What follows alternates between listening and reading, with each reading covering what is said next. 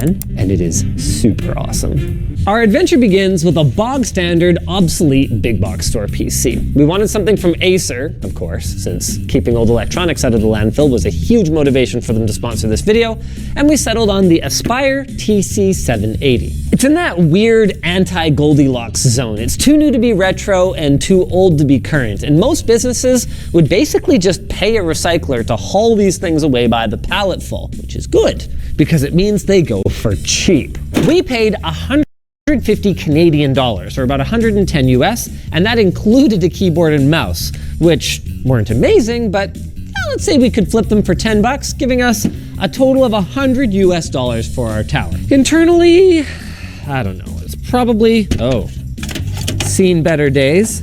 Anthony, your fix for the dead fan is still on here. Oh, crap, I'm just gonna un that. Spoiler, we have to fix a dead fan. I'll get to that later, one moment, please. Overall, nothing a can of dust-off can't fix, and she powers on. 4-pin CPU power, 24-pin motherboard connector, front USB 3, that's nice to see, and 4-pin for our CPU fan. Also, standard MATX motherboard and ATX power supply. This is gonna make the process of refurbishing this thing a lot easier. Well, isn't that just fantastic? Wow, does this even have M.2 support, Anthony? It does. What? That's awesome. 7th gen had M.2 support? Yeah. Oh, I guess this is as good a time as any to talk about the CPU in here. It's a Core i5-7400, so that's 4 cores, 4 threads, 3.5 gigahertz max boost. It was kind of the 7th gen's bang for the buck CPU with higher core clocks than its predecessors, but at the same cost. Not only was it less expensive, but compared to higher end chips, it had a 65 watt TDP and could easily be cooled with low cost heat sinks, making it a great choice for a budget system. For that reason, we're not actually going to replace this almost Intel stock cooler in here. We're just going to destroy our lungs by wiping it down, and we're going to put a new fan on it. I wonder how many people worth of dead skin cells I've inhaled over the years of doing this. It's a really uncomfortable thought.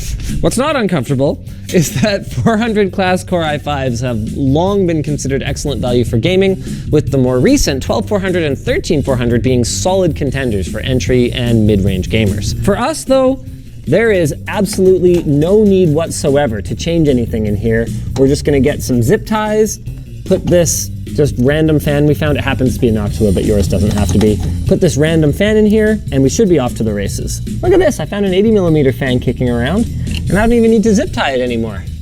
Totally lines up. Nice!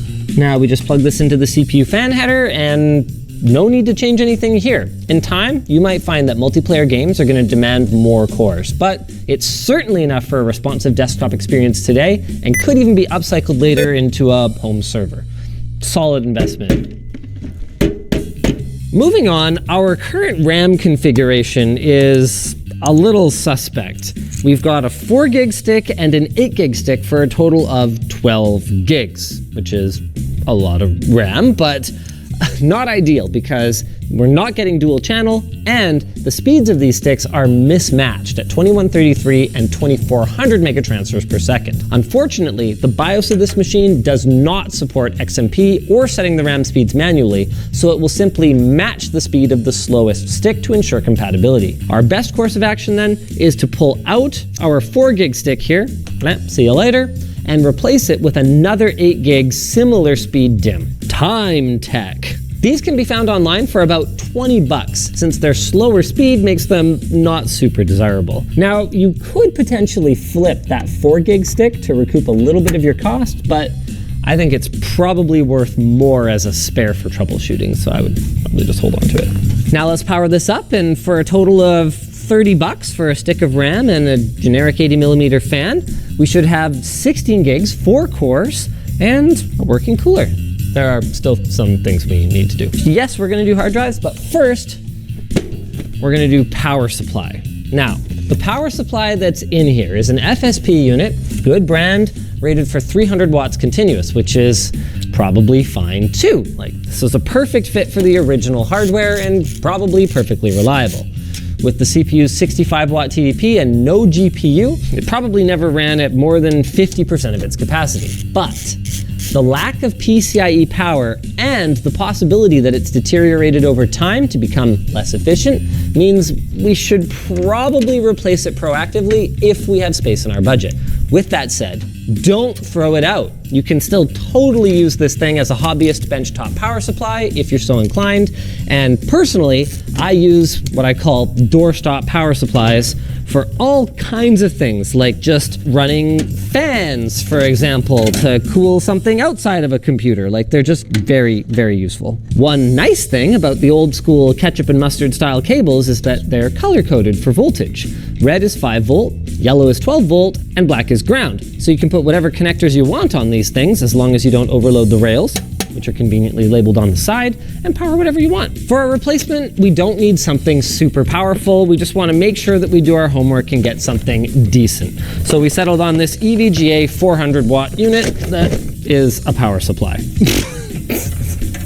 I mean, doesn't really, we're not recommending the cheapest possible thing. EVGA does stand behind their products. RIP EVGA graphics cards, wish they still existed. It doesn't have modular cables, and ketchup and mustard make a triumphant return, but it's more than enough for what we're going to be doing. This is actually an older unit, but as the lab ramps up their testing, we're going to be building a database of the performance characteristics of every budget power supply, so that whether you're refurbing an old machine or building a new budget machine from scratch, you can get something decent without overspending.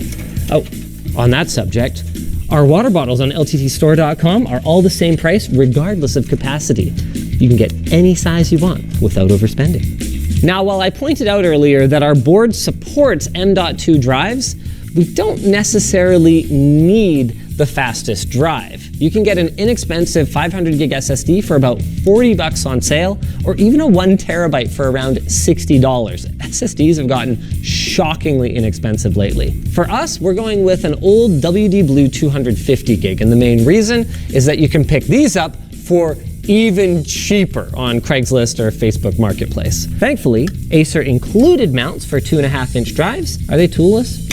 Nope. Altogether now, the correct number of screws for a 2.5-inch SSD is 1. Look, that's good enough, right? Ah, she's not going anywhere. This is an extra screw now. The place for an extra screw is not inside the chassis. That's true.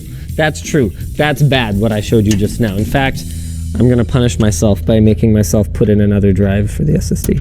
SATA data or SATA data? Ooh, there's going to be a war in the comments tonight. Everyone typing it. It's SATA data. It's SATA data.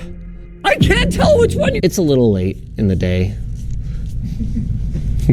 We all just want to go home. Now, there are many GPUs available on the secondhand market that would suit our needs just fine. We could go super low end here. 1050 Ti's can be had for under $100. But the bang for the buck of the 1660 Ti is hard to argue with. It should be able to game at 1080p medium at least in this system, and it fits within our thermal, power, and space constraints. These go for around $200 new. That's a lot. But this is the e-waste PC, so realistically, we would suggest picking up a secondhand one on eBay for anywhere from $100 to $150 US. The 1660 Ti doesn't have AV1 codec support, but it'll accelerate H.264 and H.265 and has the higher quality NVENC encoder. Whatever value GPU you end up going with, though, be aware that some require a resizable bar to reach their full potential, and older systems like these don't always support it. Fortunately, Acer still has the full support site up for this desktop, which is great and super important for helping folks like us extend their lifespans. Last step, power! Oh, and also this, I guess. Why is this not clipping anymore? Did I break it? Did you break it? I think I broke it. It was all working. Oh, I bent it. I bent it real good. Nice! Plug the HDMI into that now. Obviously, this isn't going to boot until we configure our SSD with an operating system. Let's talk about that. Thankfully, our system has USB 3, otherwise this process would be a little on the slow side. We're just going to fire up the media creation tool, plug in a USB drive, and while this is imaging, Acer sent over their Vero laptop.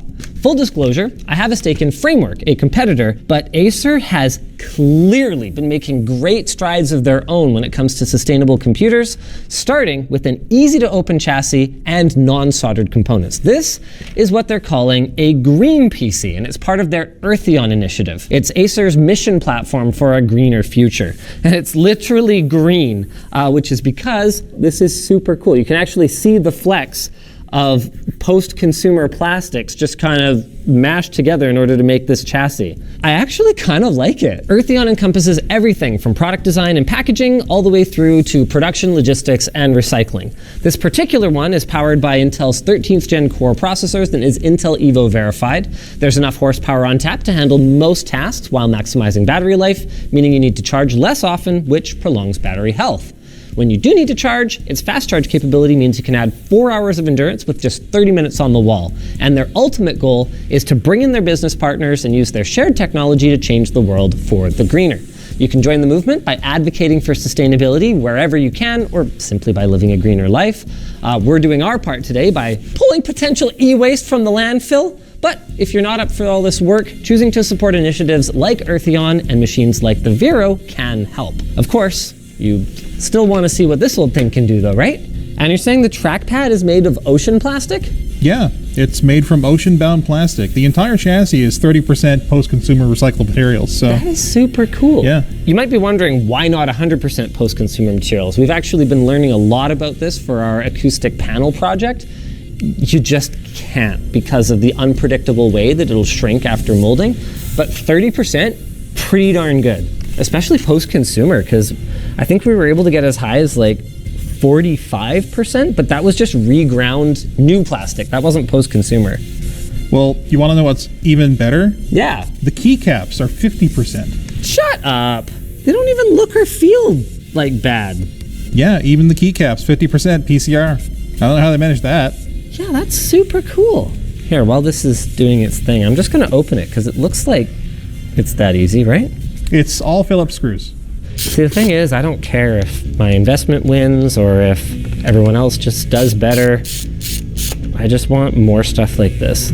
In the long term, I want to see this kind of concept make its way into their higher tier products, but I understand you've got to start somewhere, and obviously you've got to mitigate the risk of the development somehow. So starting with something that's relatively small is a way you can do that. I just need one clip to release so that I can get under it. Did you get it open, Anthony? Yeah. Oh, okay. I wonder if part of this is just because of the plastics. That might be. That might actually be why there's so many clips and screws. Yeah, because the tolerances are going to be not as tight with this post-consumer plastic. There it is. Socketed RAM, socketed SSD, everything very easy to access in here actually. Socketed Wi-Fi, which you can't even take for granted anymore these days. That didn't used to be impressive, but now I'm seeing a lot of soldered Wi-Fi. 2 screws on the battery, total, that's it. Very cool. I gotta say, this started out as just sort of sponsor talking points and has turned into, I'm pretty impressed. This seems to be more than just paying lip service to green. This is like super serviceable. Okay, editor, good luck. Before we game though, I feel like we should do a peel here. Oh, ew, this is very old electrical tape. It's icky. Oh, why did they put on tape to keep the peel on? You monsters, and you know who you are because nobody else put on tape quite like you did. Let's play some games. Oh, wait, well, first I guess we should just sort of navigate the operating system, right? You know, Chrome launch. Yeah. All right. And we're not screen recording locally. It's an HDMI pass-through to a separate PC, so it won't affect performance in any way. Things are definitely a little bit hitchy. This is a standard Windows 10 install, fully up to date with some mild manual decluttering. So we uninstall OneDrive, Skype, etc. It's chugging a little. Whether we're talking alt-tabbing out of games, launching programs, I mean, even start menu animations, it's chugging a little. There's no denying that. While we wait for this to load is a perfect time to talk about Atlas OS. You might remember the video we did on Windows 10 Ameliorated, a project that got pulled because they were technically distributing Windows ISOs without Microsoft's approval.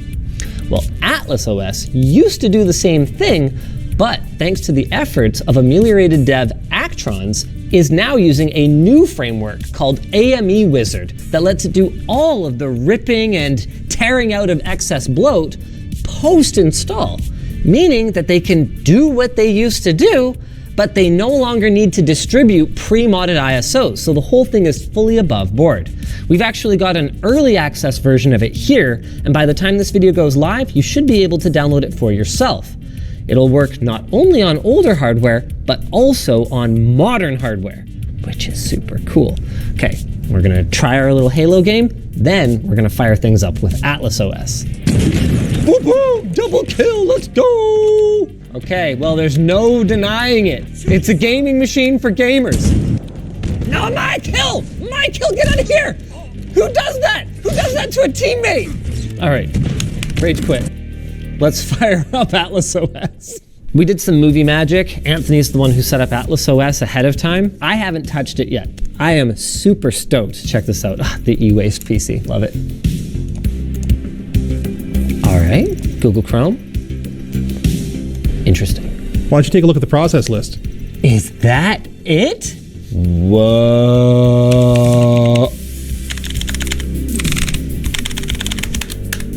This is markedly more responsive. I don't even need the side-by-side. This feels like a brand spanking new machine. Look at that. Look at her go. You know, this basically kills Linux as like... Well, right? Because that's what people use Linux for, is getting more life out of old hardware that can't run Windows anymore. If you can run Windows with this kind of performance, jeepers creepers. I mean, even NVIDIA Control Panel launches without being dog slow. With that said, I am not expecting markedly better performance in games. That's really just constrained by your GPU. However, you know, we might get a little less stutter if our CPU's less busy working away at background crap. I just got rid of my last Windows 8.1 Embedded Industry Pro. I'm just gonna use this. Why not, right? This is awesome. Oh man. What? This is on a quad core from 7 years ago. Quad core, 4 threads. She's responsive. But what's the compromise? What are we losing? You're losing telemetry? Automatic updates. Oh, That's probably something they turned off. I don't know. I actually haven't looked that closely at it. What's our memory usage right now? Look at how quickly I can check that. We're at 5 gigs with Halo Infinite running, and that's 2.4 gigs. So we are sitting at just over 2 gigs of total system use, other than, no, because another over 200 megs is also Steam. This is incredible. Our RAM usage outside of Halo and Steam is like negligible.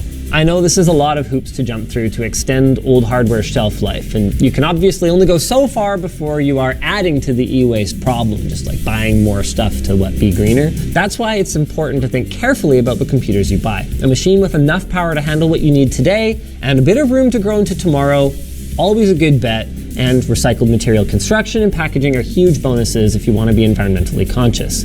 Equally important is that old hardware like this doesn't have to die just because software keeps getting more bloated. For less than $350 here, we've got a machine that may be a little old, but is still totally capable of handling modern titles at decent settings. This is 1080p medium. Life doesn't always have to be about the latest and greatest, especially when the environmental cost can be so high. Remember, the 3 R's, reduce, reuse, and recycle, are in that order for a reason. Now, with a 13th gen core processor, back to our sponsor, Acer's Aspire Vero has plenty of power for today and tomorrow, but that doesn't mean that you shouldn't give Atlas OS a try on it. If nothing else, it should contribute to battery life savings on top of the Vero's already impressive endurance, which, as Acer already had us point out to you, is good for the longevity of your battery as well. And hey, later on down the road when it's time to upgrade, who's to say you can't use it for something else, like streaming, serving media, or even a thin client? Its more modular design makes repairs easier and is already made out of recycled materials.